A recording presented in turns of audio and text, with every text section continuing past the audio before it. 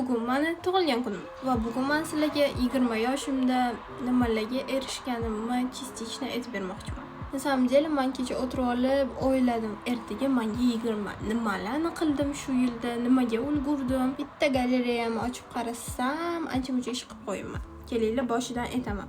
Tug'ilgan kunimdan bir oy keyin men sexga ishga kirdim. Bu meni birinchi ofitsialniy normalniy rabotam, za которую menga oylik berishgan ish bo'ldi. Keyin sentyabrda meni o'zi ishlaydigan joyim bor shogirdlikda. Ular meni chaqiryaptilar ishga. Qarasam, Lolan konsertida ishga chaqiryaptilar. Kostyumer bo'lib. Прикиньте, это men o'zimni dizaynerligimni 200% ga чувствовать qildim. Da, конечно, men kiyimlarni tikmaganman. Men kiyintirishga, mayda detallarga yordam beryapman. No, bu 19 yoshli qiz uchun просто shu bilan meni priключенияларым tugamadi. Bir oydan keyin bizani yana xuddi shu odam maska shouga chaqiryaptilar. Faqat bu safar juda ham ko'tab yo'q. Biz bir haftaning ichida 200 tadan oshuv kostyumni qilishimiz kerak edi.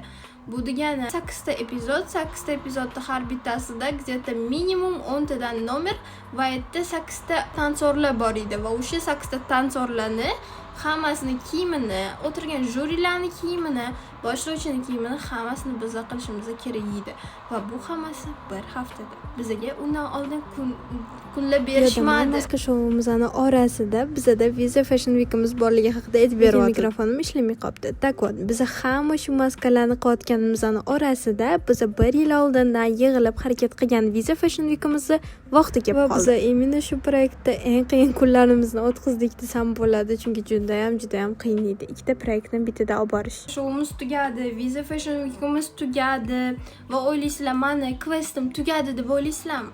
Конечно, shu yo'q. Kolleksiyam kutib turgan edim. Men kolleksiya qilishni boshlamaganman. Azdachi qilishga menda atigi 3 hafta qoldi. Va eng kulminatsion joyi. Men tikishni bilmayman. 3 hafta qolganda o'zim kolleksiyamni boshladim. Ishoninglar, men studiyada ertalabdan kechqurungacha bo'lardim va parallelno men ish o'qirdim. Bahorda men uyda jim o'tirdimmi? Конечно, shu yo'q. Men bu orada где-то 2-3 ta volontyorskiy ishlarga bordim. Men Visa Fashion Weekda volontyor bo'lib ishtirok etdim. Kстати, men bu narsani juda ham xohlardim. Ko'pchilik menga borma, kerak emas deb aytardi. Bilasizlarmi? Это того стоило. Так что да, men uyimda tinch o'tirmadim. Keyin o'qish tugadi, men sessiyalarimni yopdim. Iyun men yana sexga ishga kirdim. Sexda где-то yarim oy ishladim. Men ishdan ketdim. Oxirgi событияlardan men kecha pokazda yana volontyorstvo qildim. Hayotgancha makiyajimga kommentariyada baho berib ketinglar.